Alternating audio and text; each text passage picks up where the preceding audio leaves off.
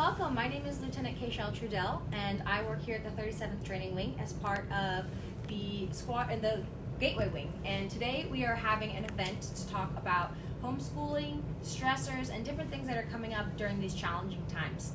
I want to thank you for joining us today. I know that we have spouses, husbands, wives, military members, community members, students, and a whole breadth of people that are here joining us today. And we hope that you can get some benefit from this and that the tips and tricks that our experts provide us today are useful for you and for your loved ones. So without further ado, I'd like to have our subject matter experts introduce themselves.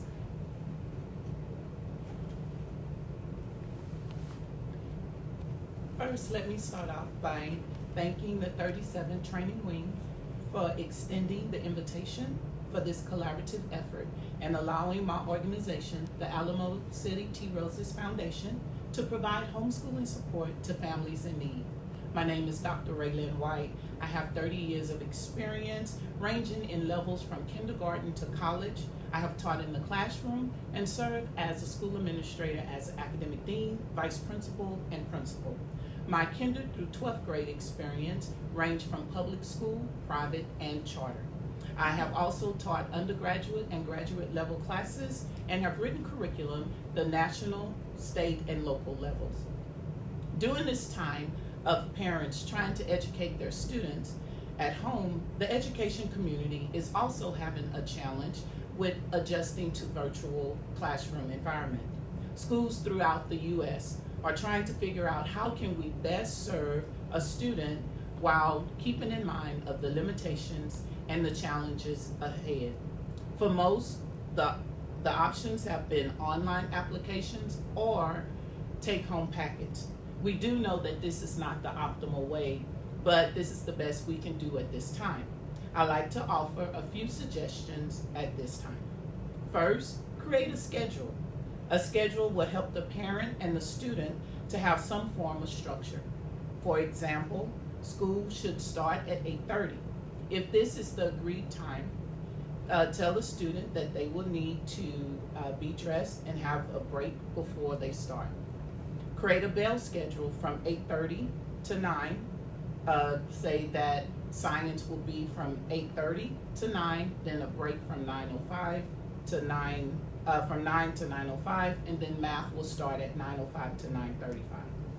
In creating your schedule, it is often useful to switch rooms at home to make the environment as fresh as possible.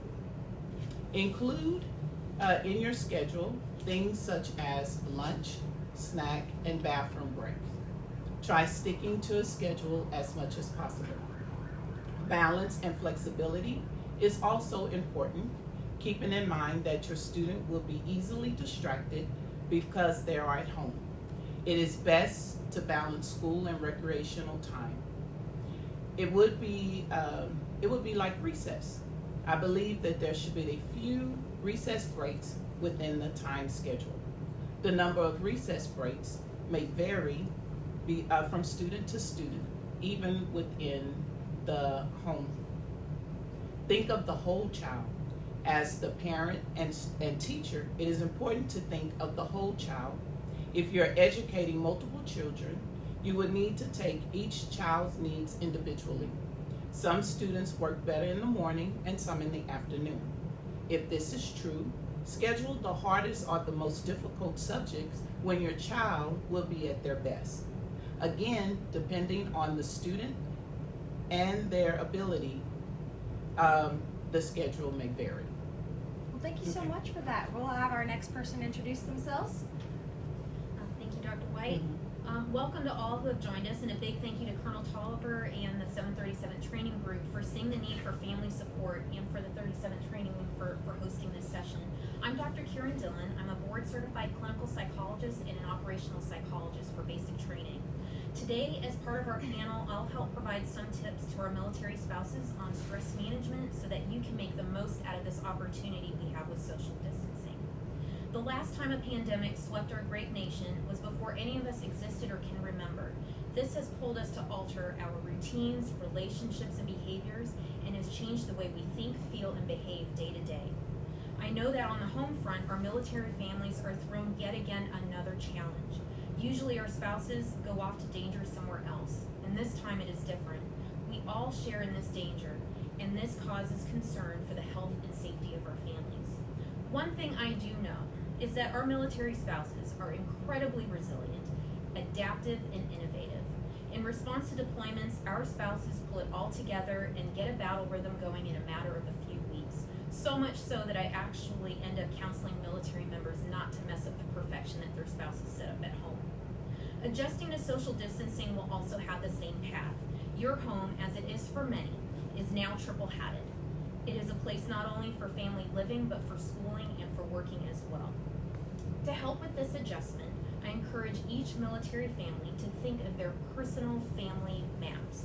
That's mindset, acceptance, partnership, and strategy. For mindset, I encourage you to stay positive and be adaptive. For acceptance, I recommend that you recognize and act on what you can control and offer grace to yourselves and others. For partnership, you and your spouse need to lead and carry your family through this as a team. And for strategy, each family is different, so think about tailoring your plan, and with that in mind, involve the whole family in planning. But also, as the leaders of your family, you and your wingmen need to do some adult planning, strategizing, and schedule setting. We have an article on the 37th Training Wing page that will be set up after this is complete, and other resources that we'll also provide at the end. Please stay connected with your friends and families and neighbors. Social media can be an incredible source of both good and bad. Hold on to the bright spots through all of this, and you're going to have great times as well as challenging times, but you and your family will make it through this. I look forward to taking your questions today. Thank you so much for that, Dr. Dhillon. Hi, I'm Wesley Generis, and my spouse is the 37th Training Wing Commander here at Lackland. And I am a military spouse, just like many of you. I have been a spouse for 25 years, 8 of which I was actually active duty. I separated from the Air Force when our oldest was 18 months old and have been at home with him since. We have 7 children, ranging from 6 years to 19 years of age. And we have been homeschooling for 15 years. We've also done public school, private school, so we have navigated different schooling options, and so familiar with many of those. I would not necessarily consider myself a SME, a subject matter expert, but what I hope I can do is share with you things that might be working in our home or in other homes of military spouses that I've talked to, and most of all to encourage you that this is a time that is just so different than anything any of us have ever experienced. So if you are feeling discouraged, if you feel like you don't have it together, that you're just not getting it right, don't worry about that, because we all feel it at times. We're definitely dealing with some uncertain times. So what I'm hoping we can do is encourage you that we can be in this together and provide you resources that will help you navigate and move forward. And I also look forward to learning alongside you today during this event. So thank you so much for everyone in the audience right now that's joining us here today. We're going to talk about homeschooling first, but these are challenging and dynamic times, and I think that what we can do to lean on each other figuratively in these times as a community is really, really beneficial. So thank you so much, ladies, for being here today, and for everyone at home that's decided to take this time to join with us. So we'll just kind of go through some of the questions. Thank you to those of you who put some SurveyMonkey questions in advance.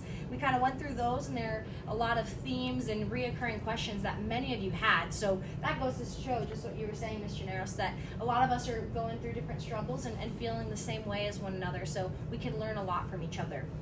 So with the topic of homeschooling, ladies, the first is, how do you get into the homeschooling routine, the schedule, and how do you balance that when you're new to homeschooling, and whether or not you're at home working as well with teleworking, or if you get to focus on homeschooling for the first time fully?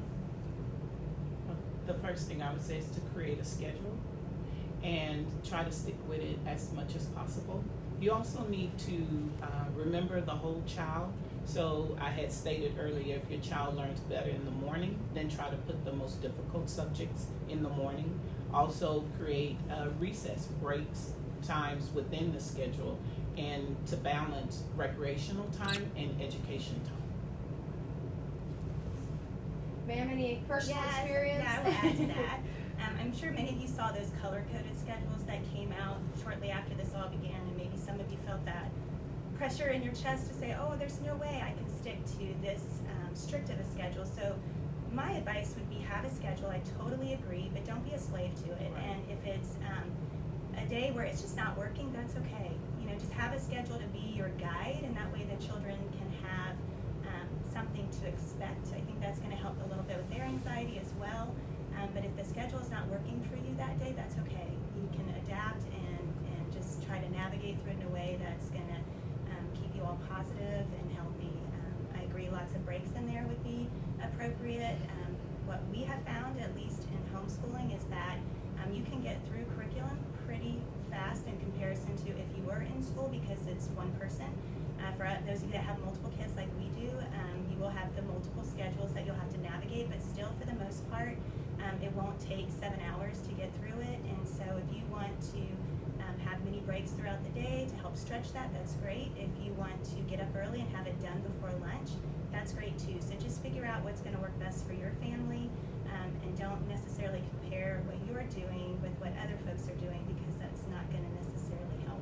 So I would just say make sure you're doing what works best for you. So it sounds like in this environment, flexibility is key, just like it is for the Air Force. So I guess some of the comments that were coming in were that people are usually generally pretty strict with their kids.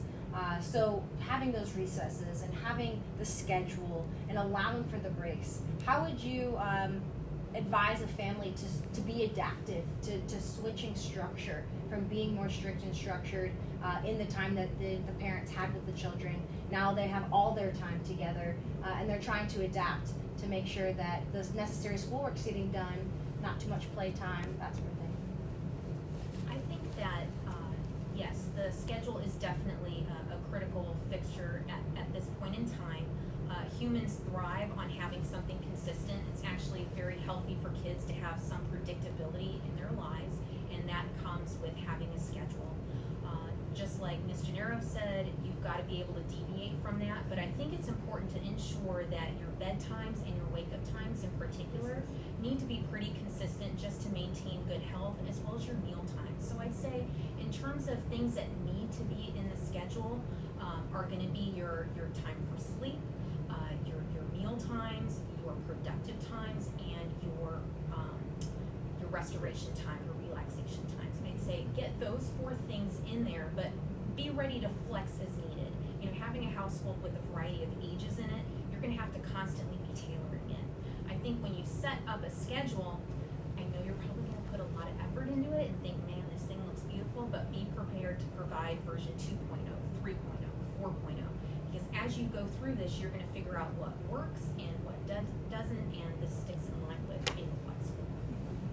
And what works for one child may not work for all. So that's, you have to keep that child's ability and needs at the forefront. So if you have a 9-year-old and a 16-year-old, you can't really put them on the same schedule because their needs and abilities are totally different. That perfectly segues us into the next question, where they were talking about juggling various schedules with various kids in different stages of their education. So obviously you have many kids in different age groups, and you've worked in all of the different variations of school from different ages. So besides having that schedule, what do you suggest? Separate schedules per student, or just making sure that you are getting the education that needs to be given to each child that is going through a different curriculum? I would say have anchors in your day. So for us, mealtime I think is a perfect one. So if your wake up time for your kids is early, because you all are early risers, great. In this moment, if you need, for your sanity and the sanity of your kids, to wake up a little later and they'll sleep in, go ahead and do that. Like, I think there's so much grace in this, so don't feel like because they woke up at 6:30 when they went to school that that's what they need to do if that's not working for you. But I would suggest just having anchors in your day. So for us, those are usually mealtime. Most of my kids, I would say, except for my high school kids, are done by 2. I don't set my high school kids' schedules. Now, we've been homeschooling them, so they've pretty much done that themselves, but they join us for meals. We're having lunch together every day, which is not something we would normally do. We have breakfast together, a lot of us do. So So I would just suggest having some anchors in your day. If you've got younger kids, you could have recess time, be about the same time, and just be willing to flex with that. But I would look at your schedule and see what you can find that can be your anchors for you to do together. And have common times for regardless of age. Yes, Right. exactly. Anything to add, ladies? I think, as developmentally appropriate, incorporate your kids in setting up their schedule. I think they're gonna be more bought into it, they're gonna adhere to it a lot better if they've had some say in what their schedule is gonna be.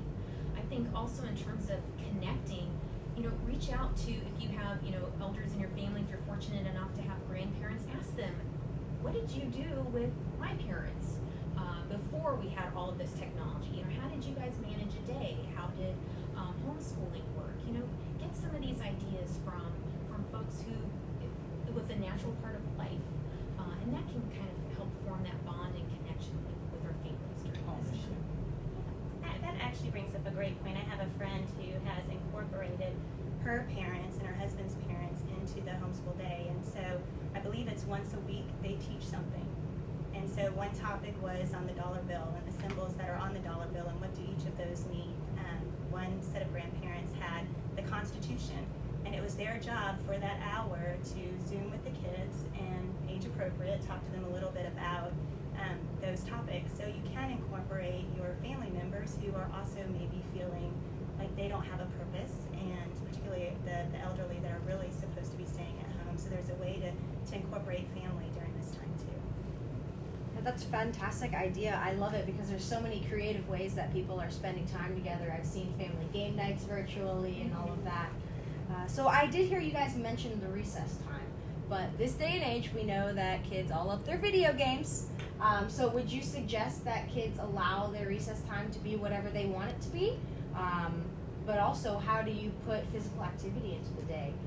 If it is they want to have that recess time as their choice, potentially video games, whatever it may be.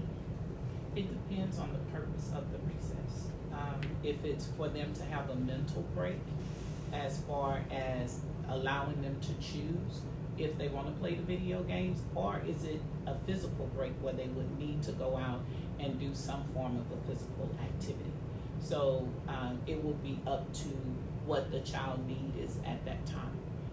What kind of break that it is, because you have multiple ones. You don't want them on the game every time they have a recess. So it's to determine what type or what kind of recess break.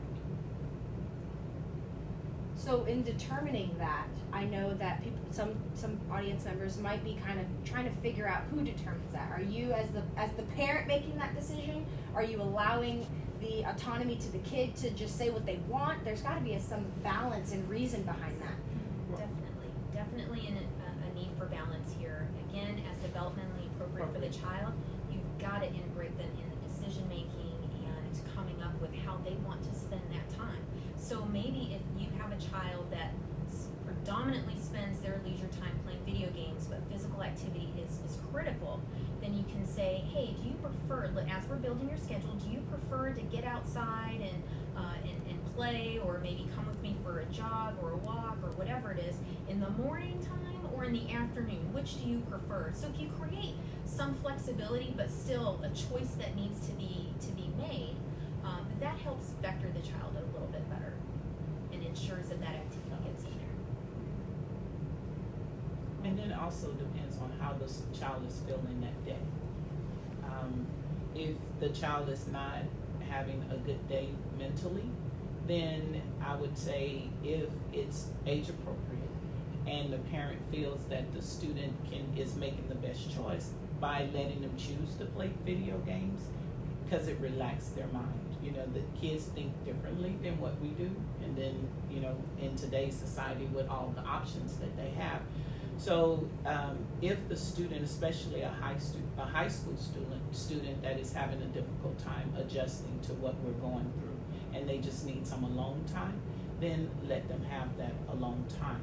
So, and then also go into the buy-in of the student and the parent trusting the student to help make that decision.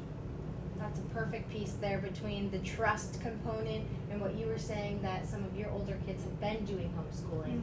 Some of the comments that people have been coming in with are saying, I want to trust my child, I want them to have the independence to be a young adult, make the decisions to do it themselves. But when they play video games all day and then I tell them to do their homework and they give me an attitude and it becomes 1 a.m., you know, it's just kind of trying to, they're figuring it out right now. But someone who's never done homeschooling before and wants to have them in the decision process, any suggestions for that? I think there needs to be a whole lot of grace, and I know we've used that word a lot, but within your own family, looking outside your family, and ultimately that is going to be something that the family is going to have to work with that child and decide maybe what motivates them. I think one of the hardest parenting, at least things for us, is consequences, and making sure that if we tell our children that they need to do something and then they don't do it, to follow through with the consequences. So that's something that you'll have to decide for your family if that's necessary.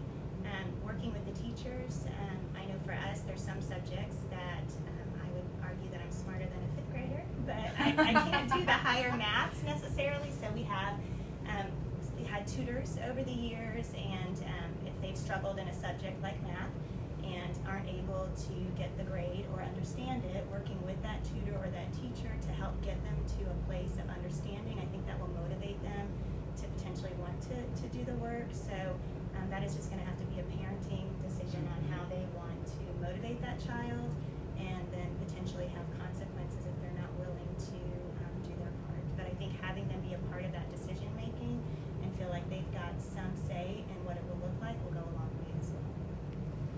I think, you're spot on with the consequences, because as we know, as soon as a child knows that a consequence has been laid out and they should be getting that consequence, as soon as parents don't follow through, the game has now changed. And so it is really critical to structure that if there is a consequence laid out, that they receive that consequence. Now, one thing you can do, again, as developmentally appropriate, you know, let's say your child is 13, playing too many video games, you know, maybe you have a discussion with them. If your schoolwork suffers because of video game time, what do you think we should do about it? Or what kind of consequence do you think we should employ here? And have them be a part of the discussion. They're not the decision maker because you are the parent, but have them be a part of the discussion so they know what's going to happen. I think that's really important to getting them involved. We did have a question from someone that I wanted to address since it's in line with this. There was a teen child who said, yeah, I've got it, I can do, you know, I've got my algebra under control, and then the quiz came and they didn't do so well on it, and so the question was, you know, how do I handle this?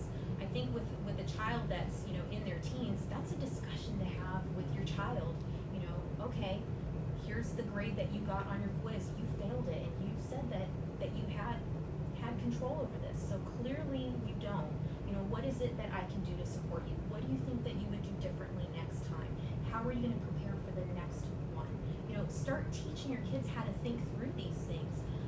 I think this time at home is an opportunity to get a lot of mentoring and coaching from parents. You know, parents now get this amazing opportunity of spending good time with their kids, having these discussions, helping them think through life problems like that is a great way to connect with your child and to help them grow.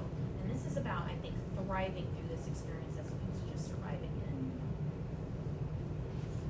But it is okay, I'm going to say this, it is okay for days that you just survive, because I think we're all going to have that, so don't beat yourself up if it's a day of just surviving, because this is, again, nothing any of us have ever experienced, and so I just think that you do what you can in the moment, using the resources that you have access to get through this.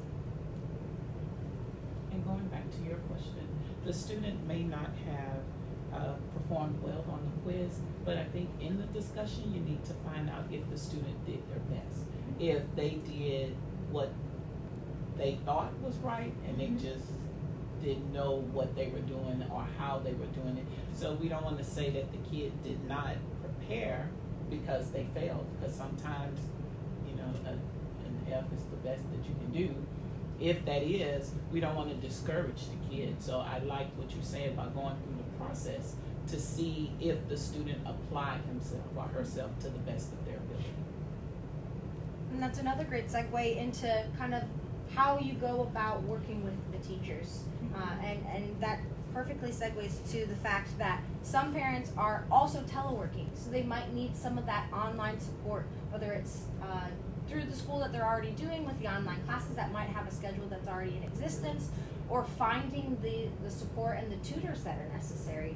I mean, both of those paths, how do you navigate that and figure out the best way forward? Well, I know most schools do have a schedule that they have the students online, so to work with the teachers with that schedule. I also know that some are having some issues with trying to upload assignments and the teacher seeing it. So just keep in contact with the teacher and the student, and the schools to make sure that you're doing as much as possible.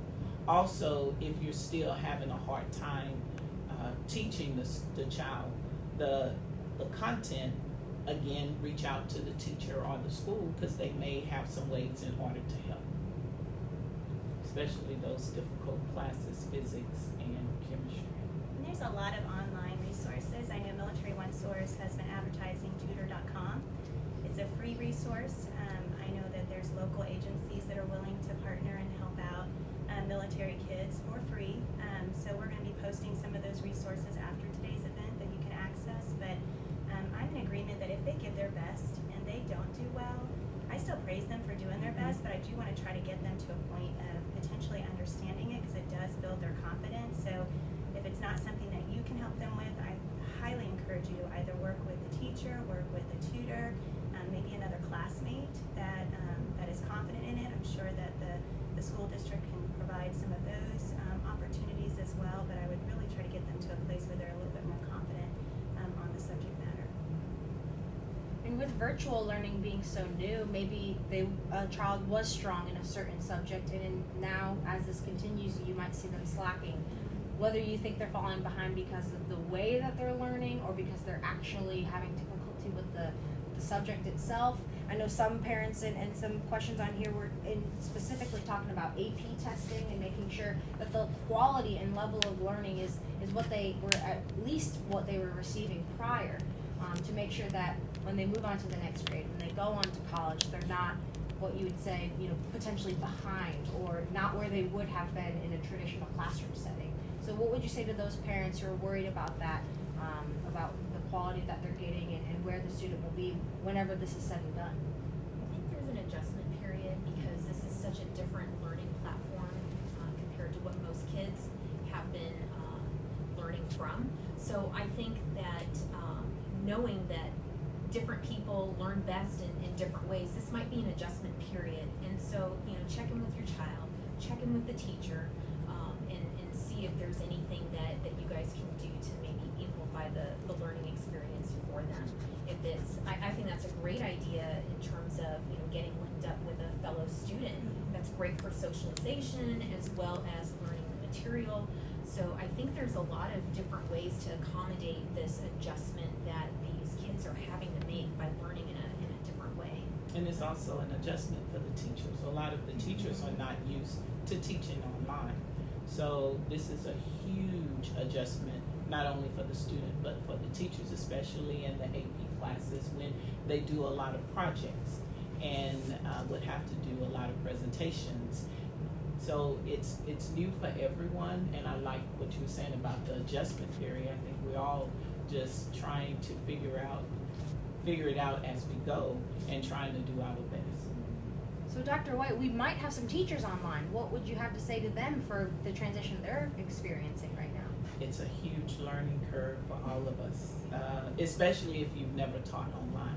There are some people who are used to teaching online, and so they are in the world of like, okay, now you know what I'm going through. I have a couple of friends that teach online, and so if you know some other people who teach online, to get some tips from them, to get them to help you to understand how you can best use your virtual classroom, because again, for some people, this is the first time they've ever even had to use online.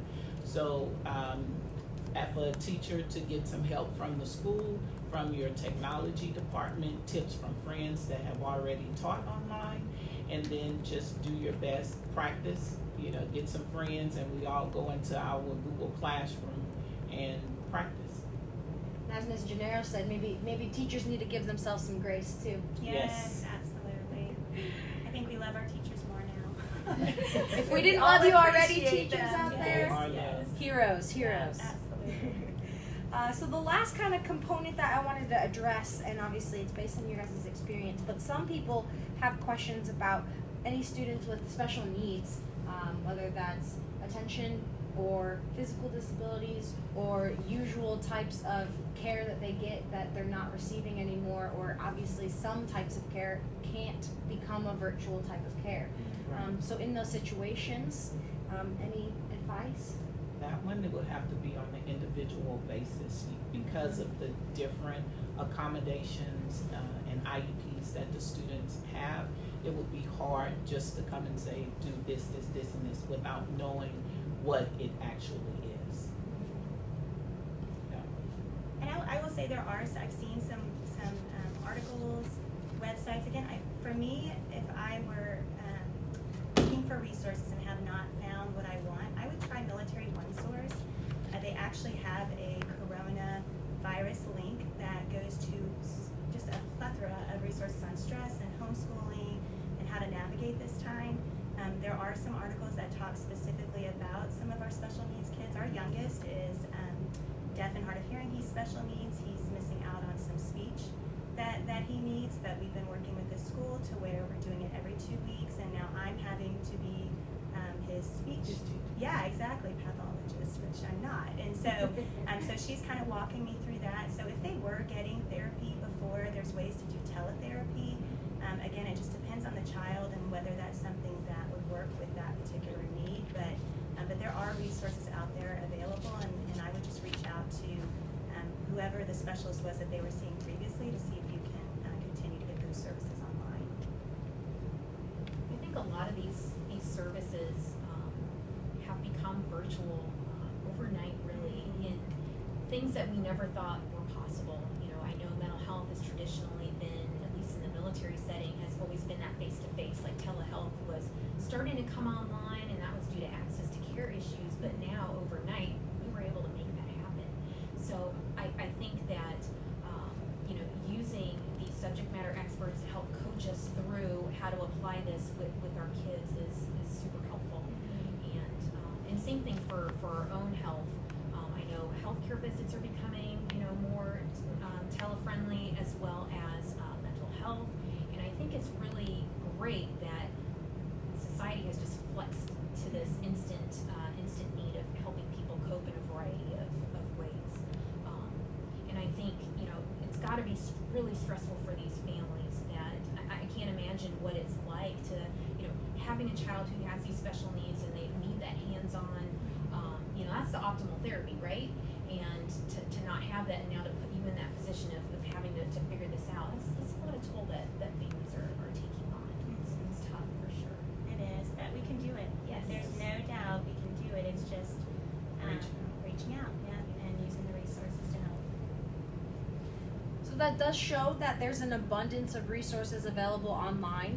When we finish this, we actually are going to upload one that these three ladies and some of our team kind of consolidated together based on their expertise and their experience. So stay tuned for that. The link will be available afterwards, so you can check out those. But really, as they were saying, having the understanding, the grace in yourself to know that we're all going through trying times, and that it's completely okay to reach out to someone that is an expert or someone that might be able to even point you in the right direction, because we don't always have it figured out, even when we are sitting up here smiling and telling you that this is our opinion. We all still work through things every single day, and I think that's completely okay. And what you were bringing up there, ma'am, about the stressors component, I think that's a perfect transition into how this is a big transition period, and the types of stress and the different day-to-day things that you're experiencing are changing, whether they've become different or heightened stress than they were before. So let's look at some of the questions that came in. So one of them was talking about, we discussed a little bit about allowing the kid to have autonomy and be a part of the decision making and everything else. But some of the parents are saying, man, I'm just frustrated with them, or I'm fed up with them. How does the parent in themselves deal with that, so they can have a engaging conversation with them and move forward with the child well without bringing their stress or frustrations into that interaction? I think it's important to first recognize that, like we've been talking about, this is an adjustment period. And we know that anytime kids are pulled from their standard kind of schedule or routine, there's going to be bumps along the way. And so you've got to have that grace. And I know people can laugh and make fun of deep breathing, but I stand by it 100%. There's a reason why, $1 million athletes practice this, is because it works. You've got to just take a deep breath before you engage with your child.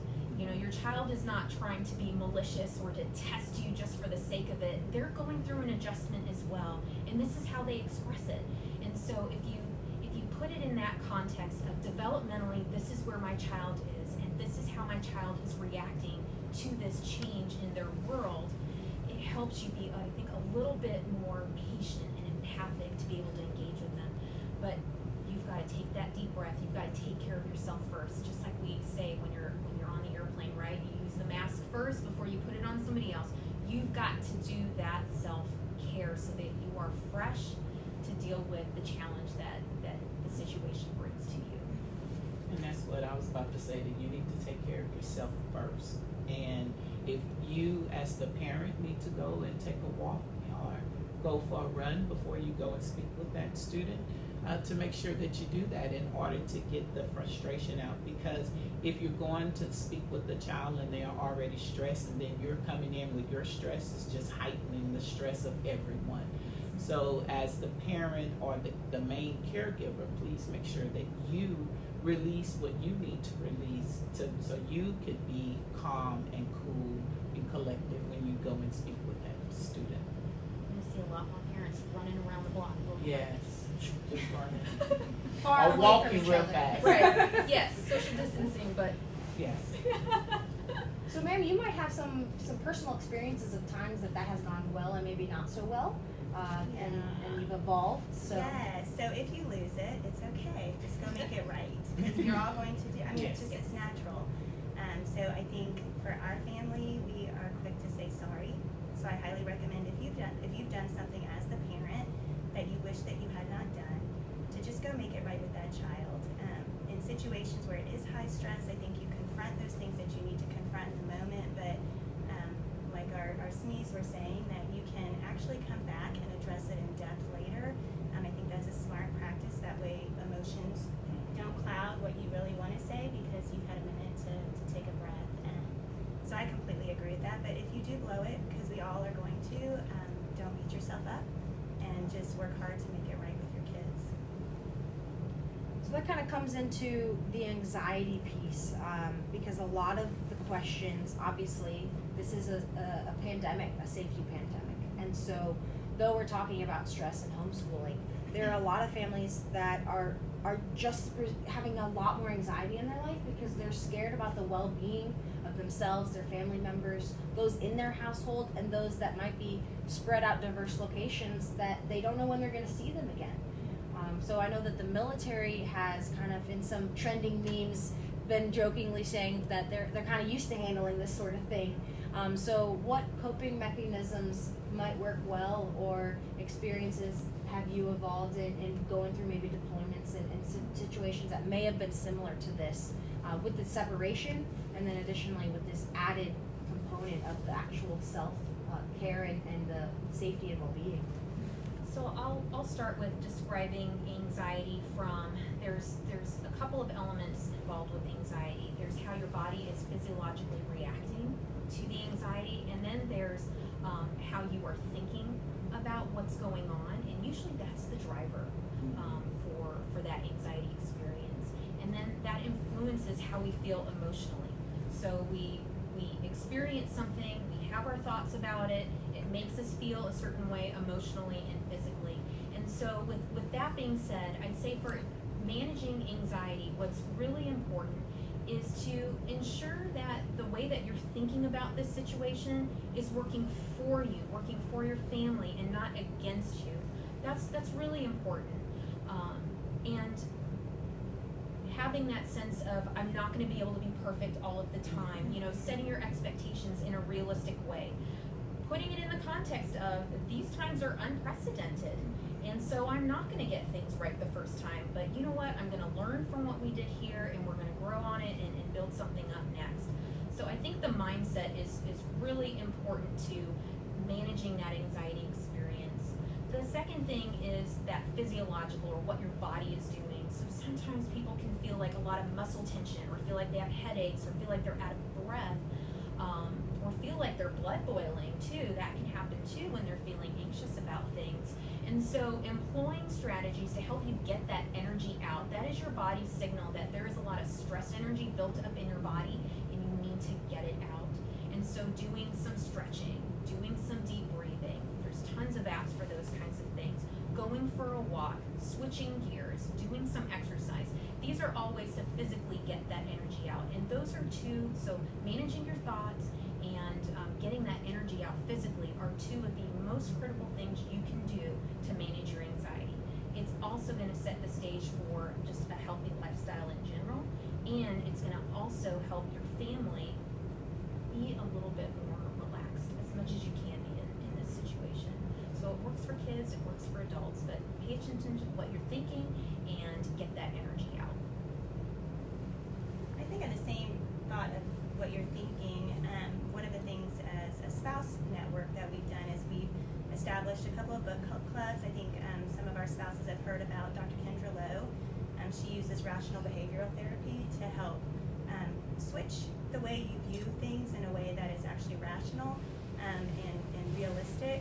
And so right now we've got 2 book clubs going. We are more than happy to start additional book clubs if that's something that spouses are interested in being a part of. But I feel like this book that she wrote that's been published, that was actually published in January, the timing could not be any better. It's written by a military spouse, and it's called Wake Up, Kick Ass, Repeat. So you'll have to read the first chapter to understand why We didn't have a bleep, sorry guys. why she labeled it that. But it's just a great read. It's written by a spouse, like I said, and has some great tools and techniques on how to manage the stress that military spouses are actually quite used to dealing with. So I just wanted to throw that one out there because that's something we're currently working through with a bunch of other spouses. And one thing we need to make sure that we help the students or the kids to get their stress out as well. Yeah. Absolutely.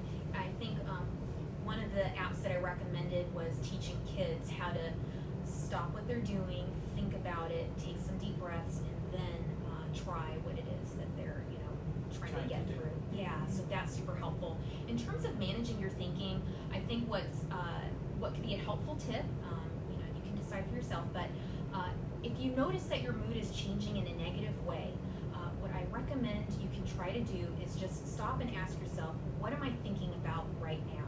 And are my thoughts accurate? Are my thoughts realistic? And are my thoughts helpful to what's going on? And if the answer to any of those are no, then just change your thought. Tell yourself something that is more in line with those 3 things. So just a quick tip on how to manage these thoughts, and that works for stress as well as anxiety. Well, thank you for sharing those. I'm learning so much right now. I don't have any kids and I'm not homeschooling, but I am learning tons about how to spread this kind of information to those who need it, so thank you.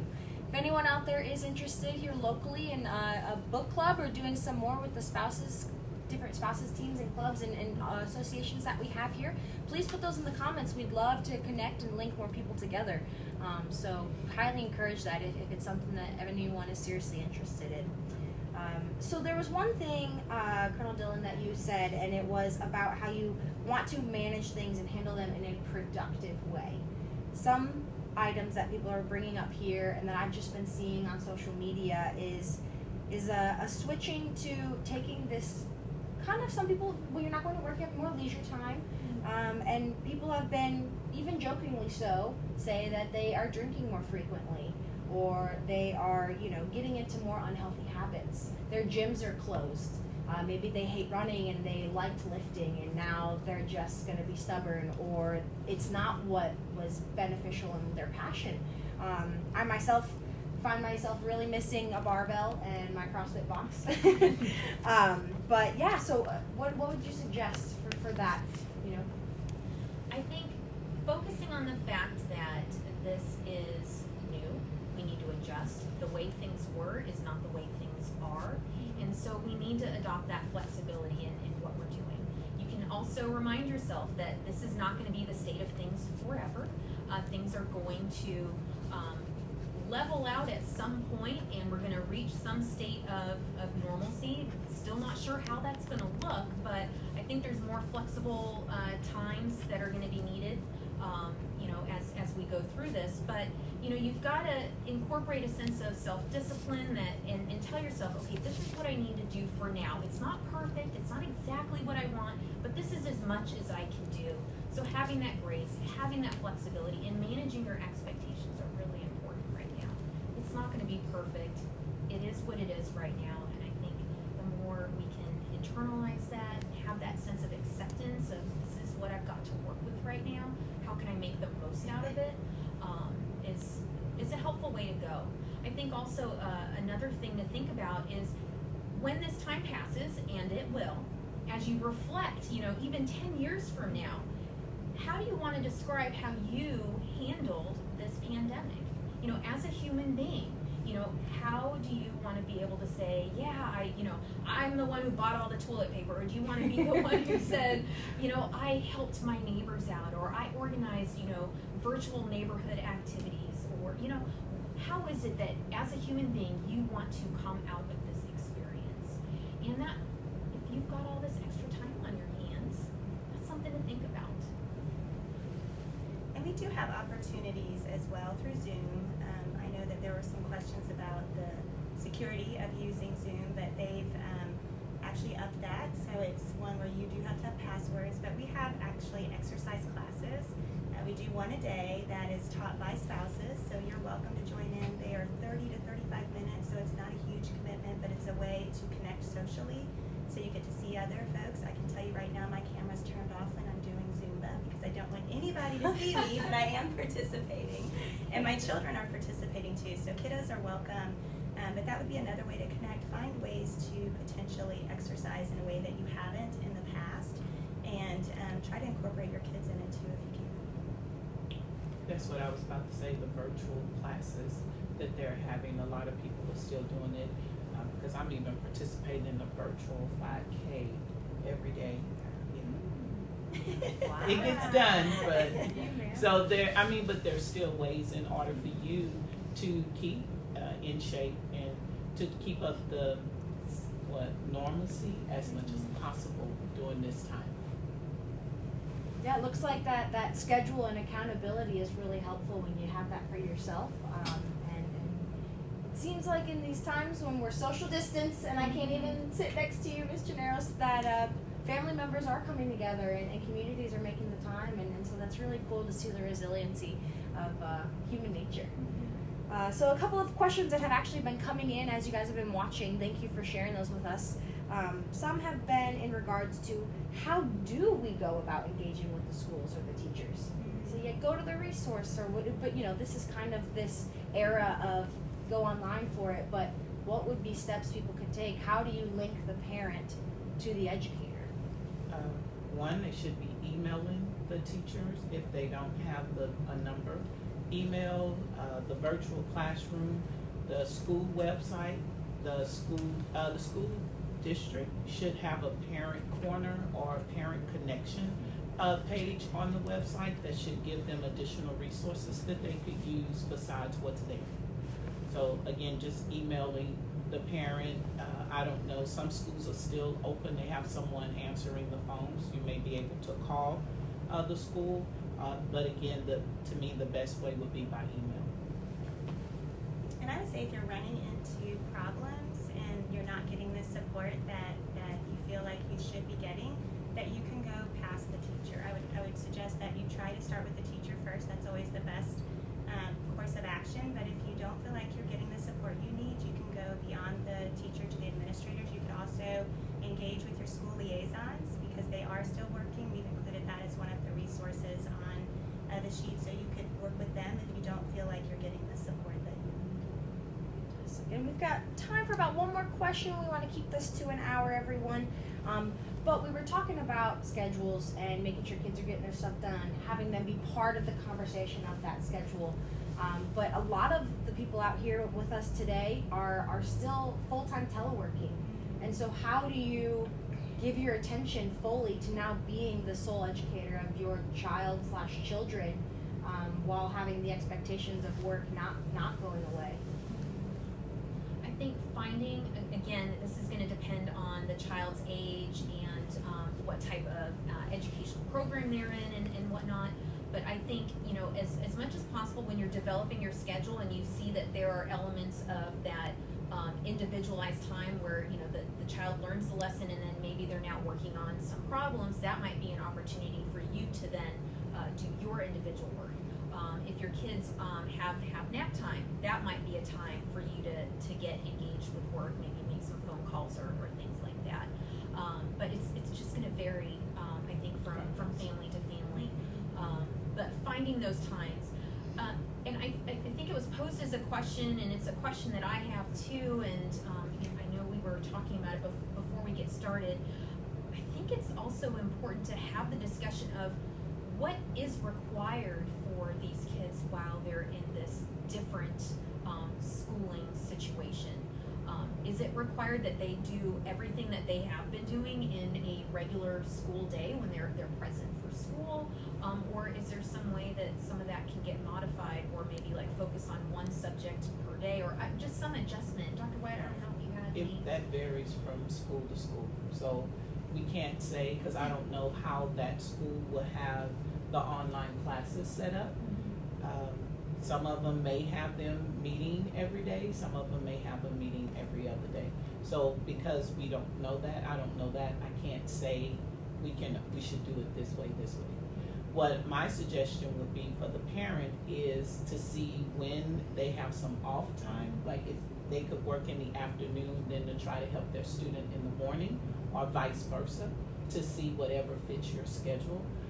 Hopefully the school would give some form of leeway because the parent is trying to educate the student and still trying to work at home at the same time, especially with the younger grade levels, elementary and kindergarten.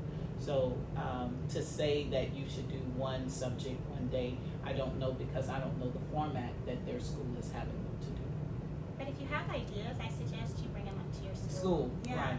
I know one question came in that asked, can they just learn the core competencies that they need to know and maybe just make the specials, is what they're called at Lackland, something that's optional? And so I think that is a great suggestion. I think it's a reasonable suggestion. So what I would recommend is working that through the school. I've already posed the question to our school liaisons once it came in, just to see if that's something that they can look into. Working with the districts to understand that not only are parents trying to homeschool their children, many are still working, and that can be challenging. So I think even about our younger ones that aren't even in school and trying to find activities for them while you're working, I know that can be a challenge. I would say I wouldn't make this the go-to all the time, but it is okay if the television is the babysitter. We've done it. If I needed to get an email out or something that was urgent that I needed to work on. So again, don't beat yourself up over it if you need to give them some screen time that you normally maybe wouldn't want to, just to get done what you need to get done with your job. So I think working with the school, and then again going back to just being understanding in the moment for yourself and others to try to get through it. So I said I had my last question, but I think it would be a missed opportunity not to ask this one while we have you guys here. And this is kind of more about, less about the stress and the homeschooling, more about how during a time of pandemic and during safety concerns do we communicate this to our children? Not scaring them, but having them understand these times that we're living in right now. From the science side, for the parent side, from the school side, just what is your guys' takes on that? I think that, again, it's going to be based off of the developmental stage that your child is in. I think one of the most important things that you can do is please don't have the news on all of the time. Kids don't process things the way adults do, and they're, especially for young kids, their key need is safety and security. And so if what's on the television is nothing but negativity and really scary stuff, they're gonna start to internalize that, and that can affect their development in a way that you probably aren't thinking that it would or would want. So please relegate your time for the news to time where just you can view it. It's also probably good for your health as well to not be subsumed by what's happening in the news. So I think that's an important thing. Also, you want to talk to your kids in developmentally appropriate ways. So if your child is, from ages of like 3 to 5, you don't want to say, oh, there's a global pandemic going on and there's a virus. No, it could be, we are washing our hands more and we're not going to daycare today because we want to make sure that nobody gets sick. Use language that is appropriate for that child. Now, if your kids are in their teens, then you probably want to ask them, even kids as young as 9, what have you heard about this? Let's talk about it. Don't force the discussion on them, but let them talk about what they're feeling, what they're thinking, and if they ask you questions and you don't know the answers, guess what? That's okay. Say, that's a great question. I don't know. Let's find out. And then make sure that they're going to reputable sites, the World Health Organization, the CDC, U.S. Surgeon General. Make sure that they're learning how to find good information from good sources. This could be a learning opportunity. So just keep it developmentally appropriate, it is important to talk to them about it. It is important to be open and honest about it, but keep it at a developmentally appropriate level. You can also plan activities where the student can feel it's a no judgment, where I can actually say how I'm feeling, even if you turn it into a game. They may say that they're playing, but they may be telling you how they actually feel, as long as they know that it's a safe environment and there's no judgment. And I liked what Dr. Dhillon said. I would ask them what they already know so that you're maybe not telling them more than they need to know. And I agree with the age development. Like our oldest ones, trying to even still get them to understand. They understand the social responsibility that we have to where they cannot be with their friends, but it has been a struggle. And I think what's made it a little bit challenging is that not everyone is abiding by it, and so then there's that, well, that's not fair, they're getting to, and so I'm trying to teach them that this is what we've been called to do, and so we are supposed to do this in order to keep other people safe. And so it's been a little bit of a challenging, but you need to keep those discussions open, allow them to come to you to vent their frustrations and to talk about their concerns at an age-appropriate level for sure. I'm a huge fan of Mr. Rogers, and so he always talked about how whenever there's a disaster or something bad going on, he always said, look for the helpers. And so this is an opportunity with our young ones, have them express what they're thinking, what they're feeling in a variety of ways that are comfortable for them.